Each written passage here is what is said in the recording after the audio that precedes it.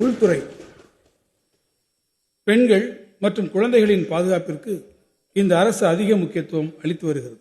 பெண்களுக்கு எதிரான குற்றங்களை தடுக்கும் வகையிலும் பிற குற்றங்களை உடனுக்குடன் கண்டுபிடித்து ஆராய்வதற்கான அமைப்பை மேலும் வலுப்படுத்தும் நோக்கோடும் சென்னை மட்டுமின்றி தமிழ்நாட்டின் இதர முக்கிய நகரங்களான கோவை, திருச்சி, மதுரை, தாம்பரம் மற்றும் ஆவடி ஆகிய பகுதிகளிலும் பெண்களுக்கான பாதுகாப்பை உறுதி செய்யும் வகையில் ஒரு புதிய திட்டம் செயல்படுத்தப்படும்.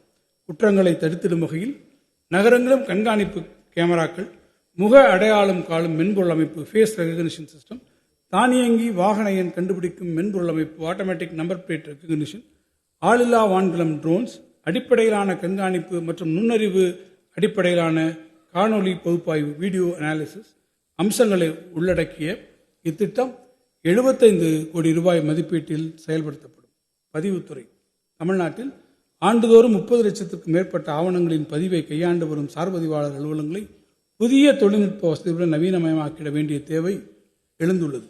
அதன்படி பொதுமக்களுக்கு வசதியான குளிரூட்டப்பட்ட காத்திருப்போர் கூடம், இணைய வசதி, படிப்பகம், பாதுகாக்கப்பட்ட குடிநீர், தூய்மையான ஓய்வறைகள், மின்னணு நுழைவு அட்டை மற்றும் பரந்த வாகன நிறுத்துமிடம் ஆகிய அனைத்து வசதிகளையும் கொண்டு சென்னை, கோவை, மதுரை உள்ளிட்ட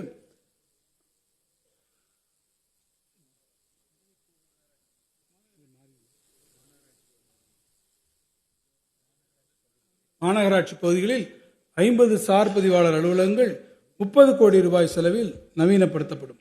பேரிடர் மேலாண்மை. வெப்ப அலையினை மாநிலம் சார்ந்த பேரிடராக தமிழ்நாடு அரசு அண்மையில் அறிவித்துள்ளது.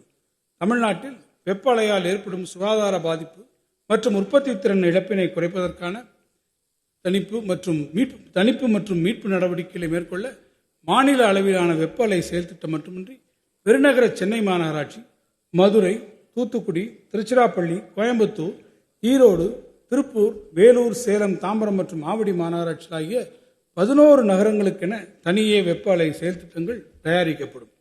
பேரிடர் அபாயத்தை திறம்பட மேலாண்மை செய்து அதன் தாக்கத்தை குறைத்திட முதல் நிலை மீட்பாளர்கள், களப்பணியாளர்கள், தேர்ந்தெடுக்கப்பட்ட மக்கள் பிரதிநிதிகள், அரசு சாரா நிறுவனங்கள் ஆகியோரின் திறன்களை மேம்படுத்திட மாநில பேரிடர் நிவாரண நிதியின் கீழ் அதிநவீன வசதிகளுடன் கூடிய தமிழ்நாடு மாநில பேரிடர் மேலாண்மை நிறுவனம் ஒன்று 50 கோடி ரூபாய் மதிப்பீட்டில் சென்னையில் அமைக்கப்படும்.